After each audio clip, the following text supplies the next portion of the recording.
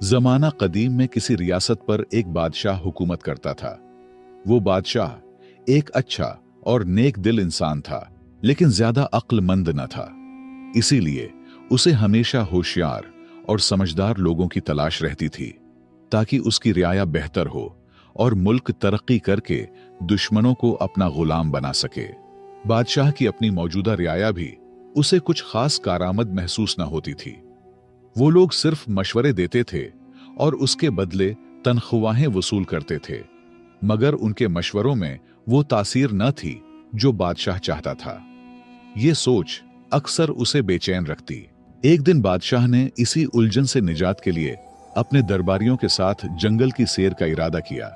शायद कुदरत ही उसे किसी जवाब तक ले जाए।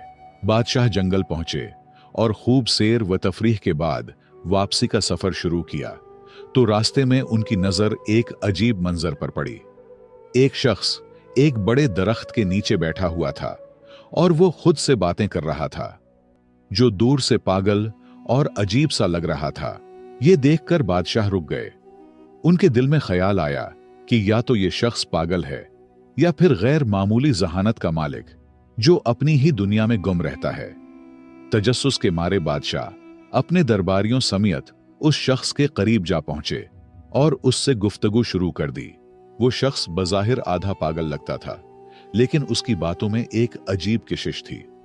बादशाह ने नरमी से सवाल किया, ऐ नौजवान, क्या तुम पागल हो जो खुद से बातें कर रहे हो? ये पागल बादशाह की पूरी सल्तनत बचाएगी, इस बात का किसी को गुमान तक नहीं था। लिहाजा पागल शख्स ने मुस्कुराकर जवाब दिया, पागल तुम हो और तुम्हारा सारा रियाया। मैं तो बिल्कुल ठीक हूं। मैं तो सिर्फ ये चाहता हूं कि इस जंगल को काटकर यहां शानदार महल्लात तामीर किए जाएं और उन महल्लात का बादशाह मैं खुद बनूं। उसकी बात में अजीब एतमाद और बेबाकी थी, जो किसी आम पागल के बस की बात न लगती थी।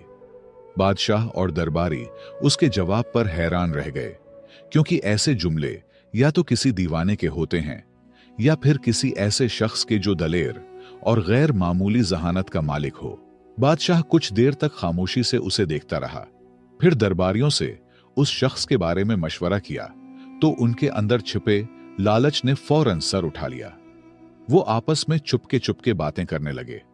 किसी के दिल में यह खदशा था कि अगर यह शख्स बादशाह का मुशीर खास बन गया तो हम उसके ताबे बन जाएंगे और हमारी अहमियत भी कम हो जाएगी।